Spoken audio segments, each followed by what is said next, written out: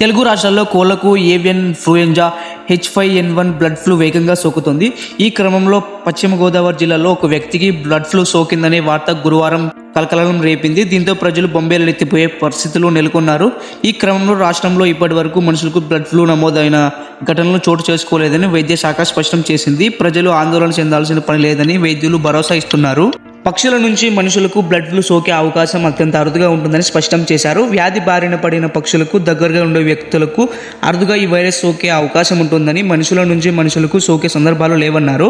ఇక మనుషుల్లో blood flu out breaks ఇప్పటి వరకు సంభవించలేదని తెలిపారు. మనుషులకు వ్యాధి వచ్చినట్లయితే జ్వరం, దగ్గు, గొంతు మంట, ఒళ్ళు నొప్పులు, శ్వాస తీసుకోవడంలో ఇబ్బంది వంటి సమస్యలు వస్తాయన్నారు. ఈ వ్యాధి నుంచి రక్షణ కోసం పౌల్ట్రీ ఉత్పత్తులను బాగా ఉడికించిన తర్వాతే ఆహారం తీసుకోవాలని, వ్యాధి బారిన పడిన కోళ్లు, జంతువులకు దూరంగా ఉండాలని వైద్య శాఖ సూచిస్తుంది. ఈ తరహా కేసుల్లో వ్యక్తుల్లో ఇప్పటి వరకు రాష్ట్రంలో వెలుగు చూడలేదు.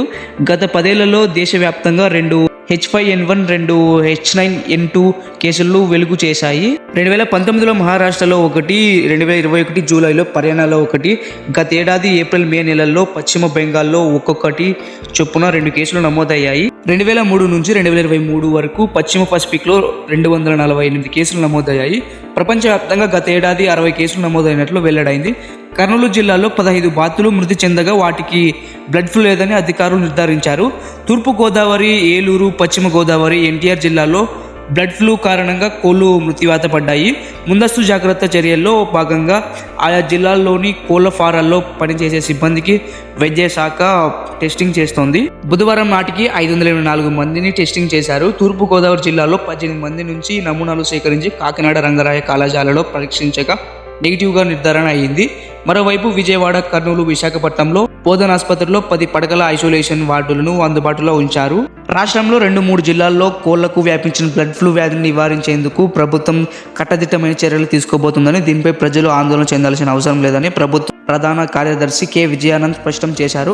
గురువారం ఆయన రాష్ట్ర సచివాలయం నుంచి పశుసంవర్ధక, వైద్య ఆరోగ్య శాఖల ప్రత్యేక ప్రధాన కార్యదర్శులతో కలిసి జిల్లా కలెక్టర్తో వీడియో కాన్ఫరెన్స్ నిర్వహించారు. వ్యాధి నివారణకు తీసుకోవాల్సిన చర్యలు, చనిపోయిన కోళ్లను సక్రమంగా పూడ్చిపెట్టేందుకు తీసుకోవాల్సిన చర్యల గురించి కలెక్టరు పశుసంవర్ధక శాఖల అధికారులకు స్పష్టమైన ఆదేశాలు జారీ చేశారు. కేంద్ర ప్రభుత్వం కూడా స్టాండర్డ్ ప్రోటోకాల్ మార్గదర్శకాలు జారీ చేసిందని వాటిని పాటించాలన్నారు. వ్యాధి సోకిన ప్రాంతానికి 1 కిలోమీటర్ పరిధిలో రెడ్ జోన్గా ప్రకటించి అక్కడికి రాకపోకలను, దాణా రవాణాను నియంత్రించాలని స్పష్టం చేశారు. 1 నుంచి 9 కిలోమీటర్ల పరిధిలో ముందు జాగ్రత్తలు చేపట్టాలని పశు సంవర్ధక శాఖ అధికారులు నిరంతరం పర్యవేక్షించాలని ఆదేశించారు.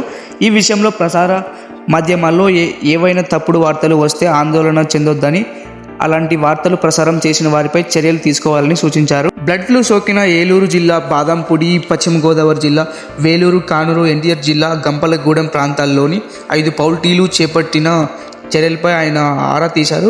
ఢిల్లీ నుండి కేంద్ర పశు సంవర్ధక శాఖ కమిషనర్ డాక్టర్ అమితా మిత్రా మాట్లాడుతూ సరే కోళ్ల ఫారాలను తప్పనిసరిగా రిజిస్టర్ చేయించాలని చెప్పారు. కాగా ఏలూరు జిల్లా బాదంపూడిలో బ్లడ్ ఫ్లూ వల్ల ఎవరూ మరణించలేదని కలెక్టర్ ప్రకటించారు. ఇటువంటి మరెన్నో ఇన్ఫర్మేటివ్ వీడియోస్ మీకు ప్రతిరోజు కావాలనుకుంటే ఇప్పుడే మన ఛానల్కు సబ్స్క్రైబ్ చేసుకోవడం మాత్రం మర్చిపోకండి.